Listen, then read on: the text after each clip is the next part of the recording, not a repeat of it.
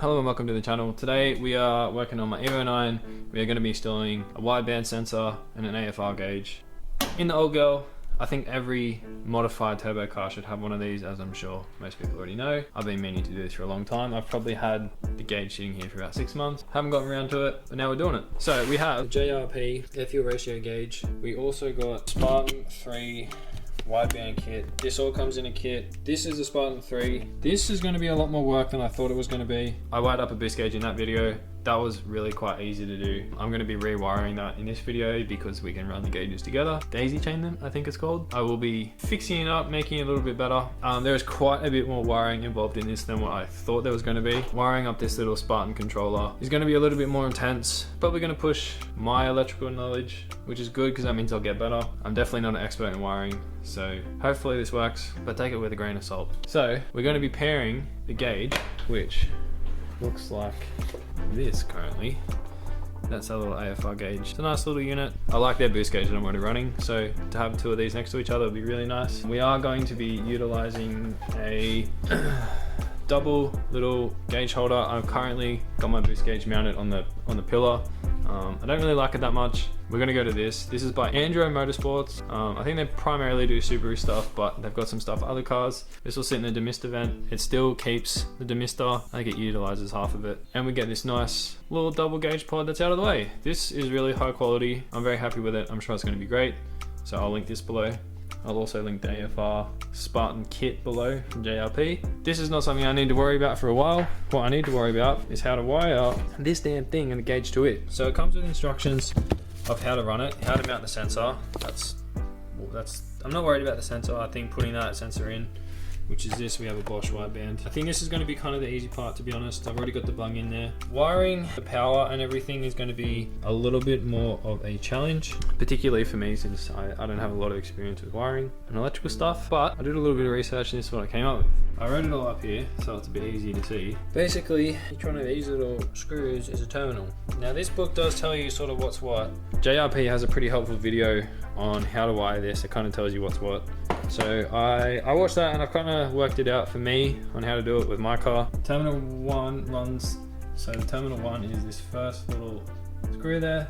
So that is power for this thing. That has to be 12 volt ignition. So we only want this power up when the car is on. We don't want it on accessories, we want it on ignition, because if we run that while the car's off, it's not good. So this should only power up when the car is on.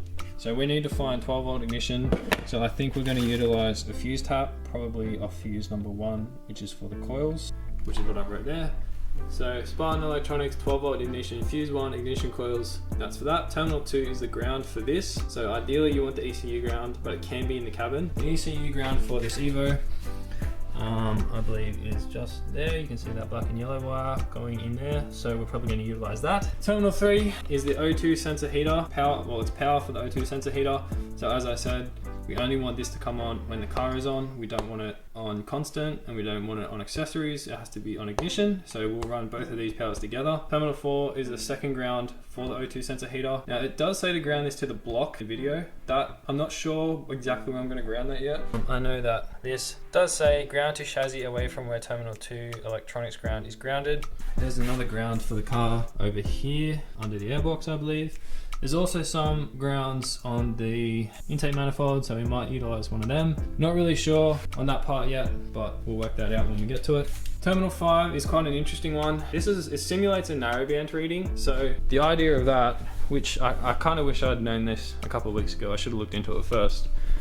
This car runs 2 O2 sensors, as I'm sure you would know if you watched my last video. What we could do is we could take out the factory narrowband sensor, factory O2 sensor right in front of the cab, replace it with the Bosch one, and then that could actually provide a narrowband reading to the car. So what we would do is we would run a wire from that terminal, we would run that into the factory narrowband wire into the ECU. Now, doing that would have saved me putting another bung in the exhaust. As I said, I didn't know.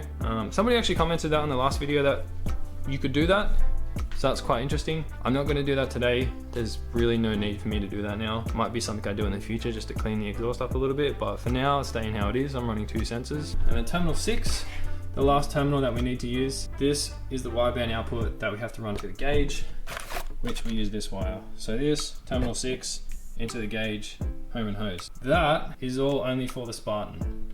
Then we need power for the gauge itself. So it's pretty standard, red, black, white, yellow wires, which is this thing. This will plug into the back of the gauge. Red, constant 12 volt, black is a ground. Now they do say to run that to the same as the terminal 2 ground, this to the Spartan electronic. That means we would have to run that into the engine bay. I'm honestly probably not going to do that. I'm going to utilize the head unit wiring for this like I did last time on the boost gauge. So I'll just be grounding that to the chassis inside behind the head unit. White, switch 12 volts, so when we turn the car on, the gauge turns on.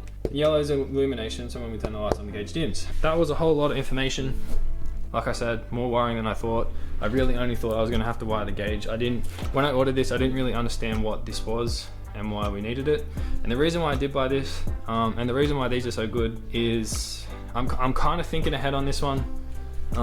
We don't really need this now, I don't believe. I think we could have run an AFR gauge without this, but what this will let us do is if we go to a standalone ECU in the future, we can connect this to the ECU and that will give us all our AFR's reading. Also, this is CAN enabled. That's what some of the last terminals are. So we can use CAN in the future if we go that way. Not something I'm using now, so it's kind of a bit overkill for now, but planning ahead, do things once. We've got that option for the future, even though I think I'll get this tuned on the factory ECU. All right, I just talked for nearly 10 minutes. That's kind of insane for an intro. I should probably get to wiring this damn thing. I'm not gonna worry about running the sensor for now. Putting the sensor in the exhaust will be the last thing that I do. We're gonna run the wires using this for the gauge. This will be a little bit neater than having 3 different bullet connectors. Last time I wired the boost gauge, I hardwired it to the head unit wiring. I don't really want to do that. I'd really rather have it on a connector so I can just unplug it. All right, so I'm gonna start from the top and work out where to find 12 volt ignition. This is what we're gonna do. Fuse panel underneath the dash. We have it out. There's our fuse block. Don't mind all the crazy wiring from the cruise control that I ripped out ages ago. Do need to sort that out, but I'm not going to worry about it yet. What we're doing is we have a little test light, looking at this, and we're going to work out which one we're going to use. I'm pretty sure we're going to use number 1, which is the ignition system. So with the ignition off, like it is now, that should not test. See, no light, nothing, not testing. If you haven't used a test light, you just connect it to an earth, a bolt somewhere, and then you can go along and test your fuses. So that one obviously has power when the car's off. I believe that is for the locking system or whatever number 15 is. So accessories, right? We still want that fuse in question to not show any light. Right, so it's still not showing any light. Obviously a lot of these other ones will now, since a lot of things run off accessories. Number 20, that is for the windscreen wipers. Number 7, which is a 20 amp fuse. Now if we go to ignition, this is what we want. So now that top left one should be showing light. Yep, sweet. So that is only ignition power. So that is what we're going to use.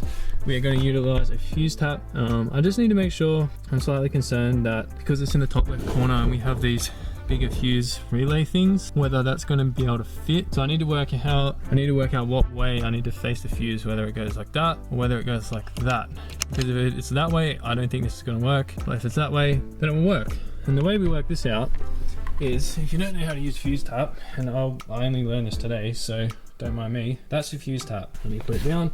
Shout out to Tough As for saving my knees. So the way that this works is that power runs up this side, across, and then down and out for the original fuse. So the original fuse, the fuse that goes in the bottom, is the one that we take out of the current fuse spot in there. Now for the top one, this is the fuse that we're adding in. So the power goes up and then out this way. So what we need to do is get up under here, put the light under there, grab our little fuse puller thingy, jiggy, pull that fuse. So I'm going to do that because this is hard with one hand. Now that he's out of there, we turn our accessories on. Car obviously won't start, but we need to stick it in there and see which side is the positive.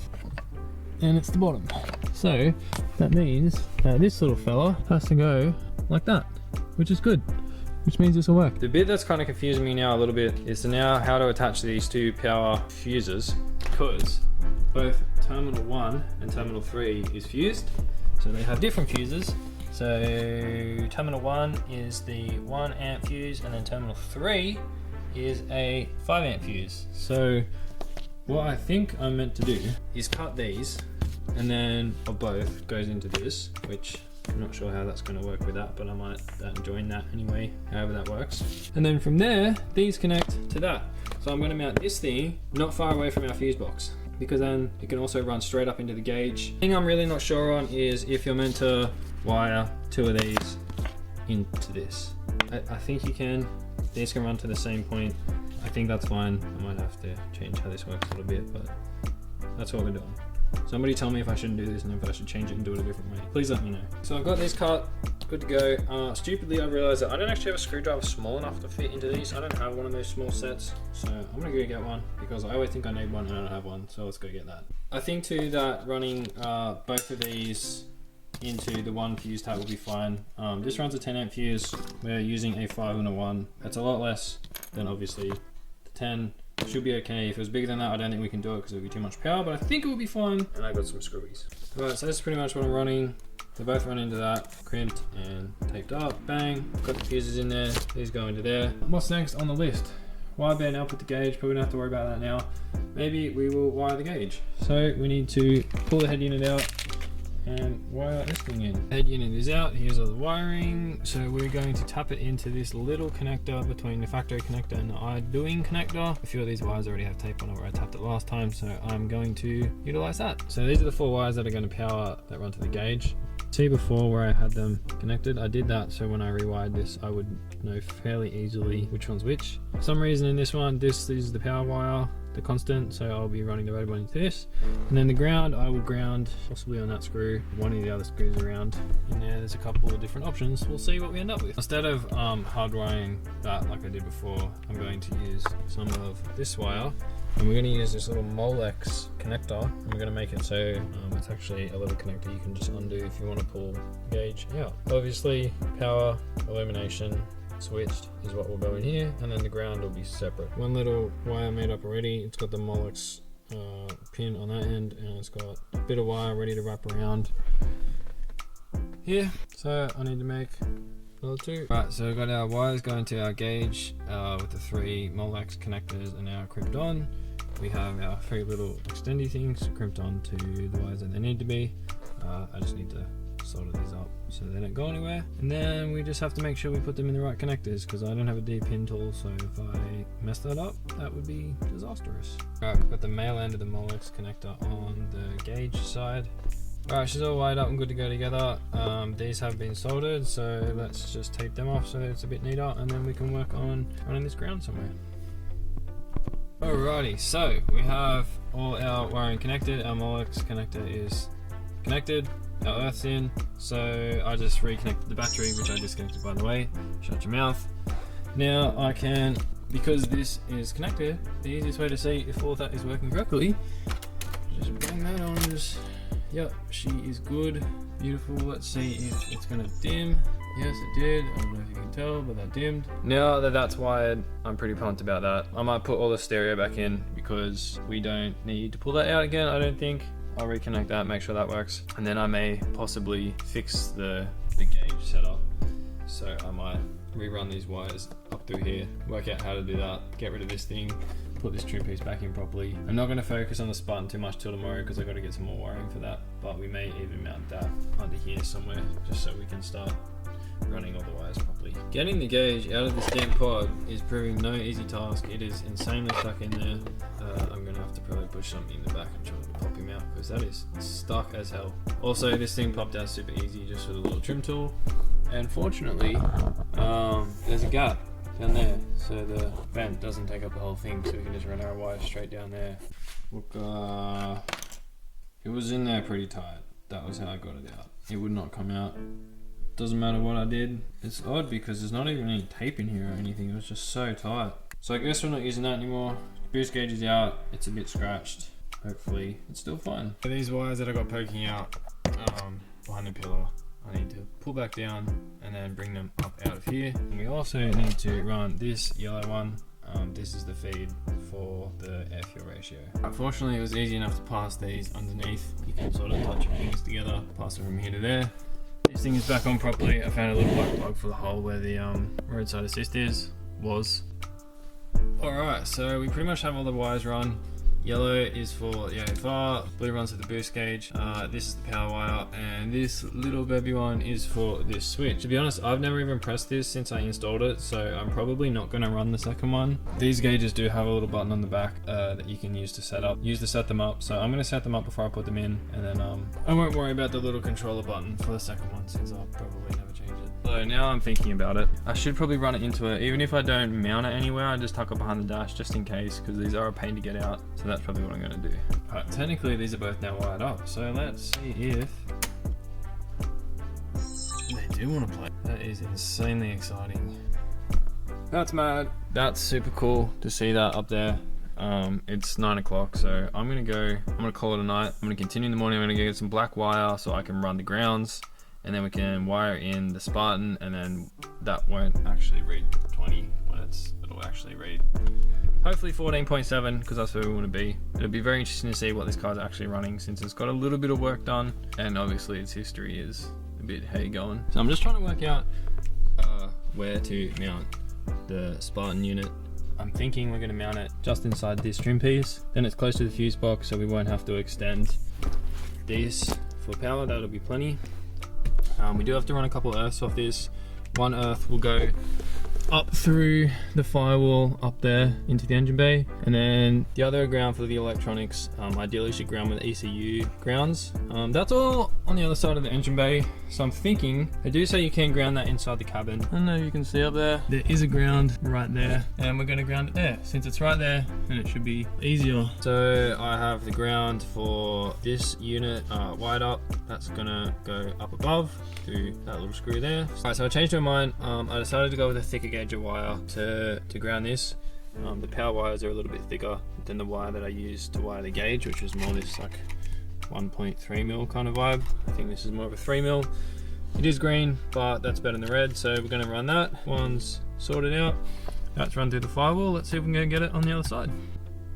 See that little bit of green? That's my wire. Alright, we got that wire out. Now, it does say to ground this on the block. What I think I'm going to do is I'm going to ground it on the intake manifold. There is a earth right there. I mean, that is attached to the head, which is attached to the block. I think if we have reliability issues with the sensor, then we will attempt to ground that to the block.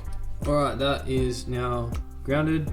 I'm honestly not sure about grounding it there, but you know what, let's just see what happens. Alright, we've got all the power and grounds run to the Spartan. Now let's connect the AFR feed to the gauge. Right, every wire is run to this except for the wideband. I'm gonna use cable ties, cable that tie up behind here, connect that earth, and then that will be that sorted. Then all I have to do is plug the wideband in. Alright, the car is now jacked up. This is the wideband sensor that we need to install into the top of the exhaust. And this is the wiring we need to run to our little Spartan unit. Alright, now we're under the car. That's our cat. Our wideband is now installed in the top of the cat. The plug is that thing there. So that's where the stock O2 sensor runs into the car. So we're going to utilize that plug. So I need to try and pull that out and figure out how the hell we're going to run this big old cable through there without letting any water in. And the other side of that little plug has to be sort of in this area at the front of the tunnel. So I'm going to pull the footrest out, and then hopefully I can pull that carpet back, and then hopefully it's chilling just there. That would be so ideal. Yep, it's literally right there, that hole there. That is perfect. The sensor mounted and the two cables coming through the gland. So this cable is obviously huge and it only has to go to just here. So I'm gonna wrap all that up, tuck it up out of the way somewhere, and then plug it in, and then tidy up all these. We'll just cable tie them up in there somewhere out of the way, then we'll be done. I'm getting excited. I just really hope it all works. So unfortunately we can't use the fuse we're gonna use, that red one on the top left. The black boxes on top of it are in the way, so I'm gonna have to try and find another one that runs ignition. I gotta reconnect the battery and get the test light out again. I worked out that number 23 over here, which is the intercooler sprayer, is a 10 amp and it is ignition only. Honestly, this is probably gonna be a better option than this one anyway. I don't have an intercooler sprayer, it's been removed. It's not critical to the operation of the car. This would be ideal. So one of these ones is just over here underneath that yellow one. So let's see if we can bang it in there and we'll be good to go. Just hit accessories, the gauges are on. That's actually reading something now instead of just flat 20. So I'm taking that as a good sign. Let's quickly use this little button to match this one permanently red. I'm gonna run them both permanently red because that will match the cluster, and I feel like that'll be the cleanest sort of setup. I'm a bit nervous. Wiring always makes me nervous, and that was a lot of wiring. Let's fire the old girl up and hopefully we hit that 14.7 mark.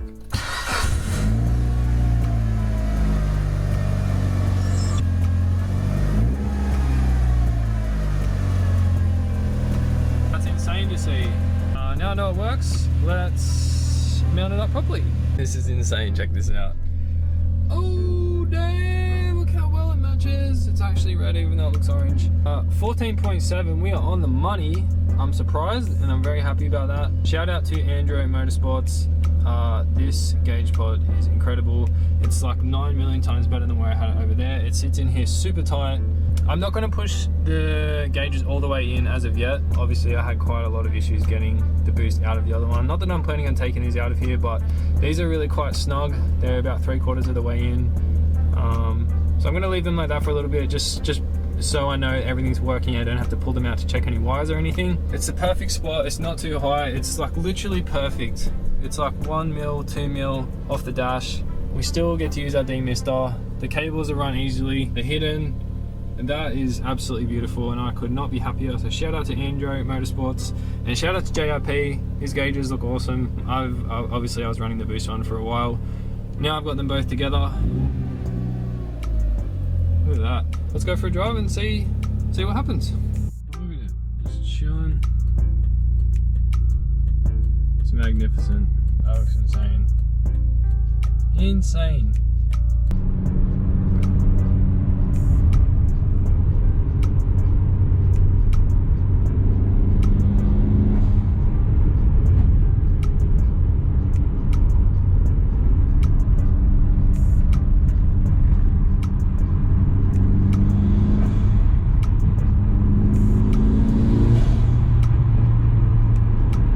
Well, that's another install done. Shout out to JRP and Andro Motorsports for quality products. I'm super pumped with how that turned out. There's the last look at it as it sits. I think it's fantastic. I can't think of anywhere else I would want them. I don't want them on the pillar, I don't want them in the middle, and I don't want it install the ashtray. So that is freaking perfect in my opinion. That install definitely challenged my skills a little bit. It took me quite a while, probably the better part of a day and a half to work out all the wiring, but when you write it all down on a whiteboard like that, it's not too difficult. A test light's your best friend, that and 15-year-old forum posts. Thanks for watching. I really enjoyed that install. I feel like I learned a lot and I really like learning, so that was really cool. I will link the boost gauge, the Spartan AFR combo, and I will link the Andro Motorsports gauge pod below. Go pick them up because they're excellent. Thanks for watching, goodbye, and watch that video.